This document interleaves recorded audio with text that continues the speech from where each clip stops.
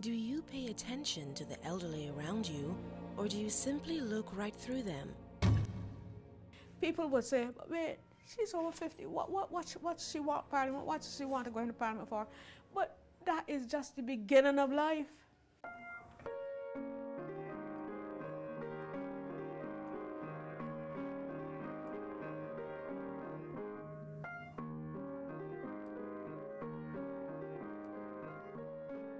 Long ago in the early 70s, when everybody was there, it was given a grand piano by the British High Commission. And Errol knew I could play, and Errol said, Maisie, you have to play for the first thing. And I remember I was so scared.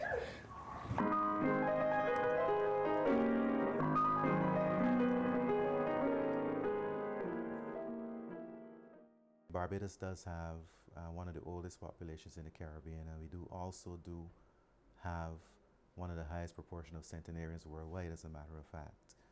And we can attribute this, one, to our healthcare system, in that, in Barbados, healthcare is accessible to all. I mean, free at the point of delivery. I'm not saying it's free, but there's no payment required for anyone in Barbados and a Barbadian to access healthcare, and that helps and has, I believe, played a significant role in improving the longevity of Barbadians.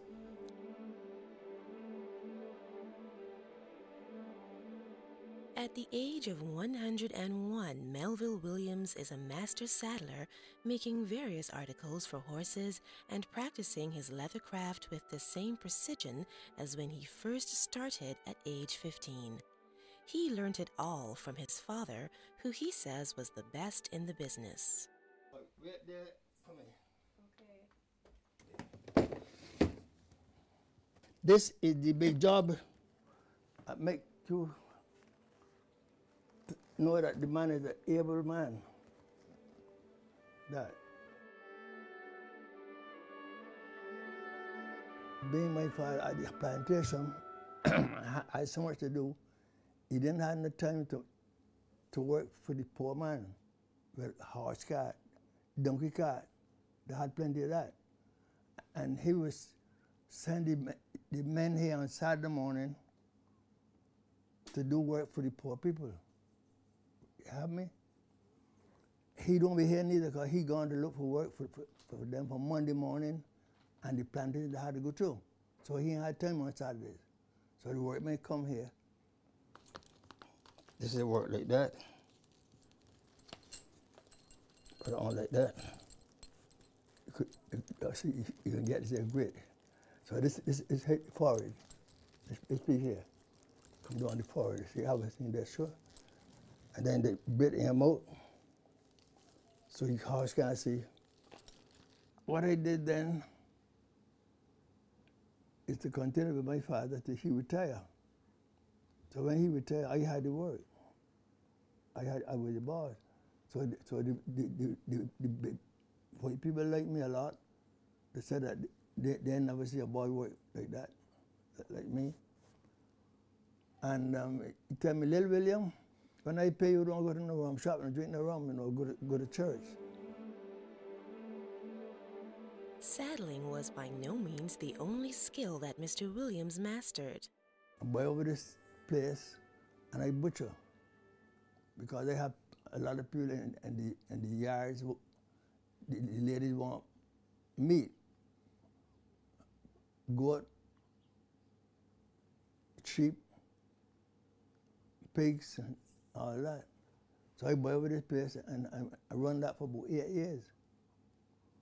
And all that time I had the money to send her to school. Then when I was, before I leave, then I had a shop just above here, the house above here was a shop. And my cousin's shop, his father and mother died, and leave he was invalid, like, he couldn't go to school. But he and I was such a great buddy. My father was living here, and I had a shop. My house was in front here, to the roadside, with a wood 2-bedroom. He tell me, Mel, sell that house and come and live in his house and take it over. And he had land here, land below here, land in the him, land in rock down there, and I do all that work. I was the boss from early morning. Successful aging, such as reaching the milestone of 10 years and beyond, is in itself an achievement. However, there are falsehoods surrounding the aging process that are still in existence. There are so many myths about them. For instance, they say older persons aren't interested in sex. There's no proof about that. They say older persons don't like to have fun, but that is not true, you know. And some people feel that there's a way you should behave when you're old, that you should get away from little fun things and so on. But I don't feel that way at all. In fact, how does one feel when one is old? I don't know.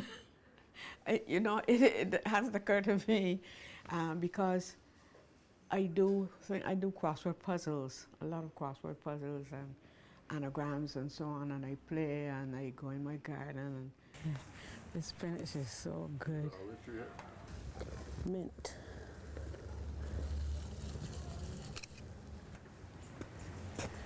Yes. This is garlic chive. Look at that. It's called black pearl. And if you look here, you'll see why it's called black pearl. Yeah, it looks like a black pearl tree. Yeah. Yeah. The myth is that when you get a certain age, you stay back and let other people do things, but no, you are to keep on. You should keep on and on. There's nothing to prevent a whole lot of people living to 120. So I have been assured by medical research. Barbados boasts the oldest man in the entire region. He is 111-year-old James Emmanuel Cisnet. Walking was a daily activity for Mr. Cisnet, who journeyed to and from work by foot. You just got to walk from the top of the Bristol and walk back. The thing with donkey and cat was more important than motor car, no.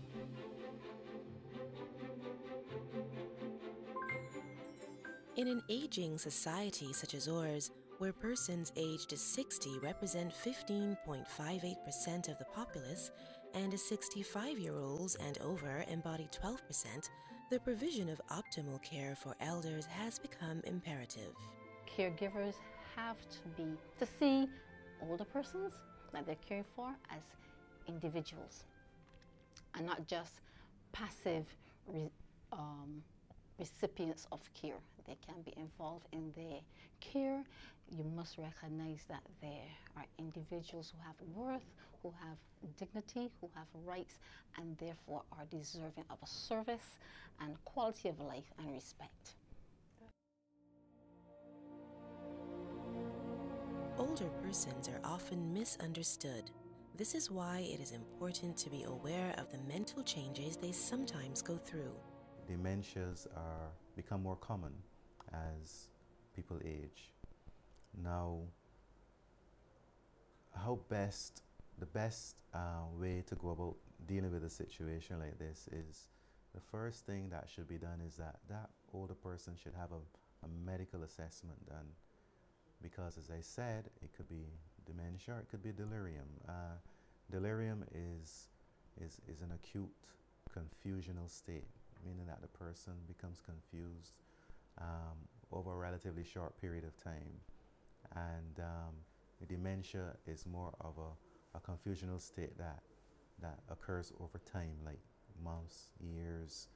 And the difference is that quite often in delirium, if you can identify the cause, quite often that can be treated, and the person could probably, most often will return to close, if not the same level of function that they were at before you know, the illness occurred. Very often, because of the impairment and the short-term memory loss, they're very often not aware. So you may have just fed them, but they will say that they haven't have food for a very, very long time. And for them, it is very, very real. Our role is not to argue, but to bring some sort of understanding and some sort of empathy in dealing with these persons, and to see them as a human being, individuals. My own concept of it is that people need to adjust to the changes that are happening in their lives. First, to recognize them, because you hear the comment that once a man, twice a child, and this is true. Sometimes you find yourself trying to button something, you can't get the button, just like a child. And certainly some older people, you find the loss of memory is an extreme thing. Alzheimer's, I remember an elderly aunt, 80 or 90 years old, even to remember where the bathroom was, or to open a gate in the house, you know, you're pushing rather than pulling, or can't find things, you know, you're feeling it's under the bed, although there's nothing under there. That person may have placed whatever item, money, whatever, in a particular place and not remember where they've put it. And if you know, if you have something of value and you can't find it, you know, you fear that it's stolen. So then, you know, the accusations would then come into play. Now, someone like that, again, the medical evaluation would most likely show that, would most likely help to confirm, I should say confirm that this is a dementia, and then there are things that can be put in place to deal with that situation. And the things that will be put in place would be like, we have what we call non-pharmacological measures and pharmacological measures. And the non-pharmacological measures would be things like trying to maintain a familiar, friendly environment, and you know, structuring activities, or structuring the activities that that person would do throughout the day. You know, try to do the same thing every day, and so that they become familiar and comfortable doing these things during the day. And of course, you know, doing things to try to maintain, keep the brain active, okay, and keeping that person engaged and involved in activities,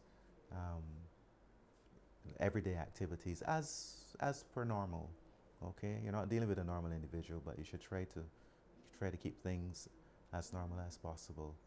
And it would also be important to make sure that that person is supervised at all times. And I mean, then of course there are medications that can be used to help in treating this disorder. There are medications that are used to actually treat the dementia, and then there are also medications that are used to help with the difficult behaviors that are associated with dementia. Things like not sleeping at night and hence wandering around, and hence the person who's looking after them also can't sleep. Sleep aids can be used. Then, of course, if they're aggressive and or foul-mouthed, for want of a better word, again, if they're having delusions or you know, which would be false beliefs, or if they're seeing things that are not there, there are medications that can be used again to help to deal with that situation. As the population of elderly persons increases, so does the demand to meet their basic needs. The elderly population is very diverse and have diverse needs, but regardless of their needs or their socioeconomic status, I would say that the basic needs for elderly persons is for the good quality of life and well-being. And that may mean different things for different persons depending on their status. So for example, in the community, housing is a very big challenge for some of our older persons. A lot of our housing stock is inadequate and very poor and substandard, and somehow it limits the level of service which elderly persons can access. In terms, even where housing may be adequate in terms of the infrastructure, as the persons age and they have impairments, say amputees, a simple thing like a ramp in terms of accessibility. Very often you may have persons who may have an amputation but being discharged from the hospital, but is unable to go home because they're using the wheelchair now and they cannot access the house because there is no ramp. Simple things like in terms of the waterborne toilet facilities, some of our elderly persons still have outdoor facilities. So that creates a challenge for their personal care and their hygiene within the home. There's simple things you can do, even something as simple as raising a toilet seat as they lose their mobility and their flexibility and bone tissue. They will need some level of some assistive devices within the home.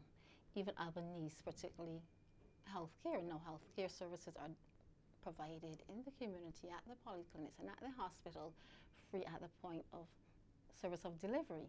But the issue is accessibility. If you do not have the transportation to get there, if you do not have someone to accompany you, particularly for elderly persons who do not have a very supportive network. In terms of medication, accessing medication, the monitoring and supervising of medication within the home. Suppose medication change, and obviously some elderly persons, because of the impairments and the cognitive deficiencies, are not able to cope with the changes in medication, understanding that at one point where the dosage may be high, say 60 milligrams, I'm taking half of a tablet, but when it's 30, I may just take one. These are the kind of issues which affect elderly persons and affect their needs. The fact is that we are living longer. This means preparing for healthy aging has become even more necessary. To achieve this, one must have a positive attitude towards life and develop a good social network. It has to start from early, you know. You have to start thinking about your body, thinking about not only your pension, what are you going to do afterwards. You know, some people think that they're going to be young forever, but you have to, from the time you are young, you have to start preparing for being old and like getting your pension plans, knowing exactly what you can expect when you get old. And another thing you have to do is to keep exercising, keep moving, keep your brain working, you know, and intermingle with younger people. I think that is a wonderful thing. Just as the aging process is a natural transition in the life cycle, so too is preparing for what is referred to as the beginning of the last third of one's life, and that is retirement. Early retirement shouldn't mean early letting go, because if you retire, I know some people retire at 60 and 60, and they have a flourishing business or something else after that. And here am I, and why couldn't I start up a little business or something like that? So, and you know, because retirement nowadays, especially in this world, as the economists and all those people who really know about it say, nobody does the same job their whole life, which is very interesting. And I have a cousin who is retired, and she's going to set up a florist, you know, set up a business. So I don't know. I really don't have a sound opinion on that, whether it is, because there are some people who can work, the same job till they're 80 or whatever, work the same job and goes. But there are others who are glad for the retirement to branch into something that they had always wanted. Elderly persons acquire a wealth of knowledge and experience in their lifetimes. Because of this, they are able to compare the norms of yesteryear to present-day standards. I'm 72, was 72 on the 2nd of September this year. So all the September borns, the Virgos, should feel happy about that. I grew up in Greenwich Village in St. James, and I had a very wonderful time in terms of catching birds, fish. As we said, anything that moved you would catch. What we call here rabbits with the dogs. I had a very, very good upbringing, but all along education was stress. Your parents, my parents were poor. Mother working on the plantation, father fisherman, and you could get fish to catch, you know, not resident in the home and so on. But there was a very strong, you know, advice from the mother and the whole community that you have to get an education. I think that has changed a lot now. People don't seem to put that value because there's so many other things you can do. A lot of people are pushing drugs and they see they're getting more money that way than education. But we knew that you had to be educated to get out of that business of poverty. So when you hear people talking about the body is poor so they can't do anything else but sell the body or do nonsense, that gets me upset. Because if you're really committed to yourself and to life, then you know you have to do things that are honest and good. My father had 12 children, and I've never heard him beg or beseech a politician or expect a politician to look after his family. Nowadays, a lot of people think that because you're a politician and your nail hurts, you go on to the politician. I think that that is ridiculous. People ought to learn to stand on their own 2 feet, help others when they can. But I'm saying this dependence, we are raising a set of dependent people, you know, and I am very happy that people are encouraging young people to be entrepreneurs and so on, because we cannot divorce ourselves from world politics. And there is no way that a country in this scene is going to be able to find jobs for everybody. And so I think that it's a good thing to help, to ask kids to, you know, and you know, lifestyle. People will tell you that they are starving, and yet they have a telephone, a cell phone, and so on. Now, if you begin to talk about that, you don't want them to get the same thing as you. But the thing is, if you have a child hungry, which you rather look after, that child hungry or telephone or cell phone or all sorts of things. So also, we in Barbados are not very good consumers, I must say. We take what is offered there. We don't stand up and say we are not buying it. In America, something happened with coffee one time and the housewives decided we are not buying it. So what happened? Had to do something about it. But in Barbados, we say, oh, I can't eat the money. And you see, that is it. People buy things that they want, not so much what they need. And so we are raising up a group of young people who want.